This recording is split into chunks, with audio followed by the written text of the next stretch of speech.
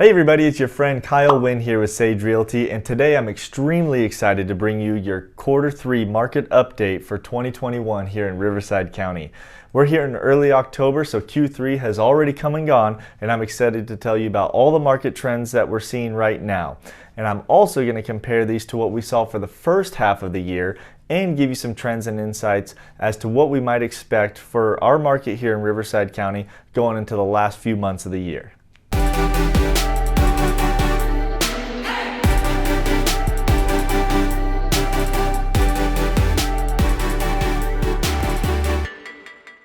Well, thanks so much for stopping by, because today I'm really excited to bring you your Q3 market update report for Riverside County. I'm going to give you an overview of what we've seen in Q3 and compare that to the first half of 2021, and hopefully try to figure out exactly what's been going on and try to predict what's going to happen for the last few months of the year.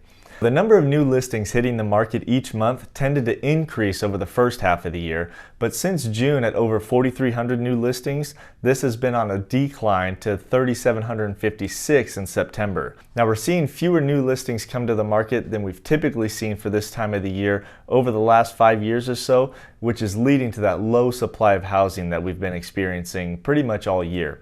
Now, the number of monthly closed sales has been on the decline since June to just over 3,300 in September.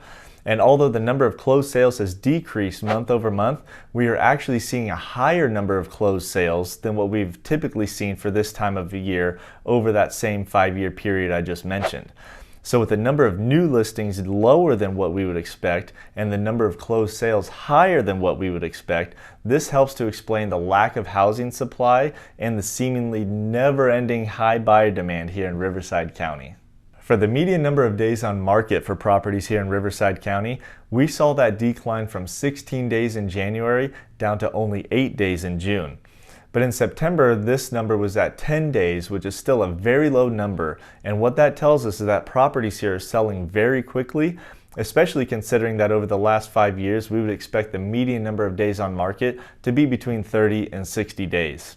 Now for month supply, we saw that decline from 1.9 months down to 1.4 months during the first half of the year.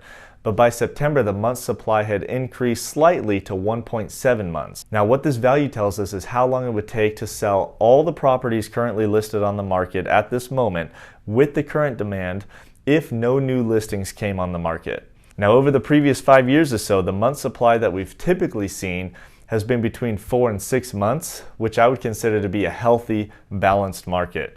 But with the month supply and days on market as low as they are right now, we're not seeing enough supply for all the buyers that we still have, which creates a seller's market where the sellers are able to sell their homes on their terms and for pretty much all the money. Now I know everybody is saying home values are up, but here are the raw numbers for the average sale price here in Riverside County.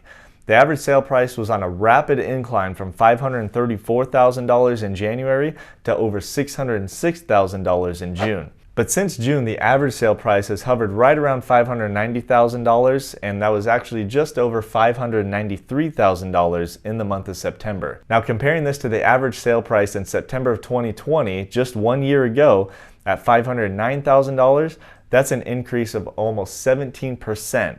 And if we compare back to January of 2020, the average sale price has increased by 35% here in Riverside County since then. Now there are many factors that drove this quick appreciation, including the fact that the average 30-year fixed mortgage interest rate decreased every single month for the year of 2020 until it bottomed out at about 2.68% in December of 2020, but it's still below 3% today, which are record numbers for the mortgage history. Just ask anybody who's ever owned a home before. Well, I know I'm going to keep an eye on this market, and I'll continue to deliver updates to you on a monthly basis. And I wish I could tell you exactly what's going to happen in this market over the next few months and into 2022, but what I can say is to keep an eye on the mortgage interest rates and the month supply of active listings, not only in our area, but across the whole nation.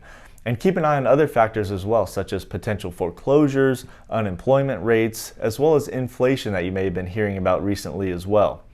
But for now, that wraps up my Q3 market update here in 2021, and I will see you in the next video.